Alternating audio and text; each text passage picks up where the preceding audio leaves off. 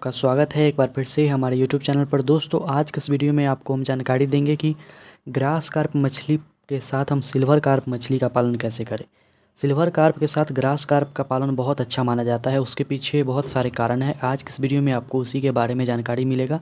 आज हमारे पास दो टॉपिक है। एक टॉपिक में आज जानकारी देंगे कि सिल्वर कार्प के साथ ग्रास कार्प का पालन कैसे करें। दूसरा टॉपिक है कि कौन सी मछली तालाब के अंदर प्राकृतिक ढंग से क्या भोजन करती है।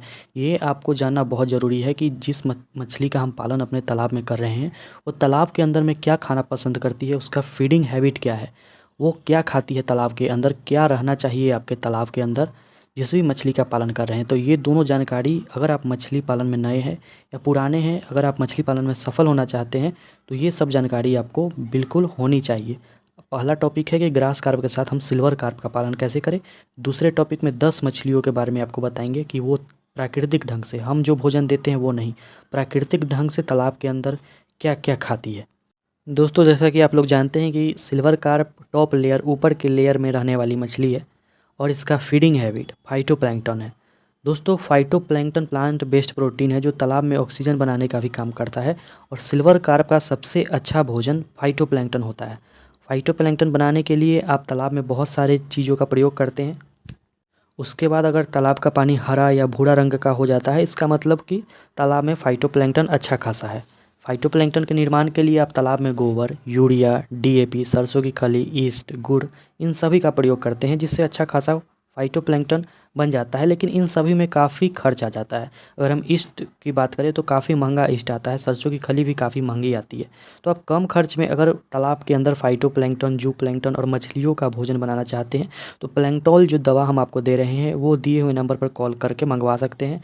बहुत ही कम खर्च में एकड़ में 5 केजी का इस्तेमाल करके आप प्लैंक्टोल इस दवा से तालाब में फाइटोप्लैंक्टन, जू प्लैंक्टन काफ़ी अच्छी मात्रा में बना सकते हैं। आप किसी भी मछली का पालन कर रहे हो, grass carp, silver carp, common carp, कोई भी मछली हो आपके तालाब में, आईएमसी हो, उनके लिए भोजन बना देगा। दोस्तों, ग्रास कार्प मिडिल लेयर में रहने वाली मछली है जो तालाब में दिन भर हरी चीज़ें खाती रहती है। सिल्वर कार्प के साथ ग्रास कार्प का पालन इसलिए करना चाहिए क्योंकि ग्रास कार्प मछली जो भोजन करती है उसका हाफ डाइजेस्ट भोजन बाहर निकालती है जो तालाब के ऊपर में जाकर तैरते रहता है। सिल्वर कार्प फिल्टर फीडर मछली है जो छोटी छोटी चीज़ों को छान कर खाती है। ग्रास कार्प का जो हाफ डाइजेस्ट भोजन जो ऊपर तैरती रहेगी उसे सिल्वर कार्प खाकर बहुत अच्छा ग्रोथ लेती है। ये हर तालाब में देखा गया है और जो बड़े बड़े वैज्ञानिक हैं मछली पालन के, वो ये सब करके देख चुके हैं। सिल्वर कार्प के साथ ग्रास कार्प का पालन बहुत ही अच्छा माना जाता है साइंटिफिक ढंग से भी।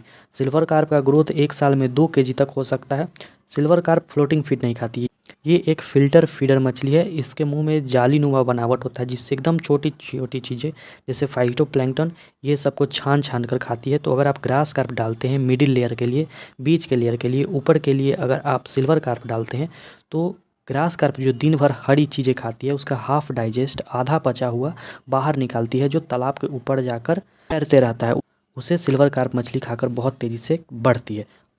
दोस्तों, अब हम अपने दूसरे टॉपिक के बारे में आपको जानकारी देते हैं कि प्राकृतिक ढंग से तालाब के अंदर मछलियाँ कौन कौन सा भोजन खाती है। इसके बारे में आपको जानकारी होना बहुत ज़रूरी है अगर आप मछली पालन करते हैं तो, क्योंकि जो मछलियाँ फाइटोप्लैंक्टन खाती है उसके लिए आप जू प्लैंक्टन का कहीं निर्माण कर देते होंगे, जो मछलियाँ जू प्लैंक्टन खाती होगी उसके लिए कुछ और चीज़ का निर्माण आप कर देते होंगे। तो आज की इस वीडियो में आपको उसी के बारे में 10 मछलियों के बारे में बताते हैं। जैसा कि आज का हमारा टॉपिक था सिल्वर कार्प के बारे में और ग्रास कार्प के बारे में। तो सिल्वर कार्प फाइटोप्लैंक्टन खाती है। ग्रास कार्प जो तालाब में हरी चीज़ें हैं, पत्ते हैं, ग्रास है, प्लांट्स है, उसे खाती है। बिग हेड मछली जू प्लैंक्टन खाती है। अगर हम कॉमन कार्प की बात करें जिसे गोल्डन चाइना ये सब नाम से आप बुलाते हैं, वो छोटी मोटी कीड़े मकोड़े, इंसेक्ट जो होते हैं, स्नेल जो होते हैं, उन्हें तालाब के अंदर खाती है और नीचे गले सारे पेड़ पौधे को भी खाती है। अगर रोहू मछली की बात करें तो ये फाइटोप्लैंक्टन खाती है। कतला ऊपर रहने वाली मछली है, ये जू प्लैंक्टन खाना पसंद करती है। मृगल जो कि सबसे नीचे रहती है और जू प्लैंक्टन, फाइटोप्लैंक्टन दोनों खाती है और नीचे की सड़ी गली चीज़ें को भी खाती है। अगर तिलापिया की बात करें तो ये अलगई खाती है जिसे हम शैवाल बोलते हैं और छोटे पौधे को भी खाती है। अगर ब्लैक कार्प की बात करें तो ये घोंगे जिसे स्नेल हम बोलते हैं मुख्यतः वही खाती है। और कवई मछली की बात करें तो छोटे मोटे कीड़े मकोड़े के लार्वे खाते हैं। और कैटफिश की बात करें तो ये इंसेक्ट को खाती है, छोटे लाइव जिंदा फिशेस को खाती है और छोटे मछलियों के लार्वों को खाती है। दोस्तों ये फीडिंग हैबिट थे जिसे जानना आपको बहुत ज़रूरी था कि कौन सी मछली क्या खाती है। दूसरे वीडियो में आपको हम ये जानकारी देंगे कि फाइटोप्लैंक्टन तालाब में कैसे बनाया जाए और जू प्लैंक्टन कैसे बनाया जाए। कहीं आपसे फाइटोप्लैंक्टन नहीं बनता होगा, कहीं जू प्लैंक्टन नहीं बनता होगा, दोनों बनने पर तालाब का रंग कैसा होता होगा, सभी के बारे में आपको धीरे धीरे जानकारी मिलेगी। अगर आप चाहते हैं कि फाइटोप्लैंक्टन जू प्लैंक्टन दोनों एक बार में ही बने तो आप प्लैंक्टोल जो दवा है उसको मंगवा सकते हैं दिए हुए नंबर पर कॉल करके।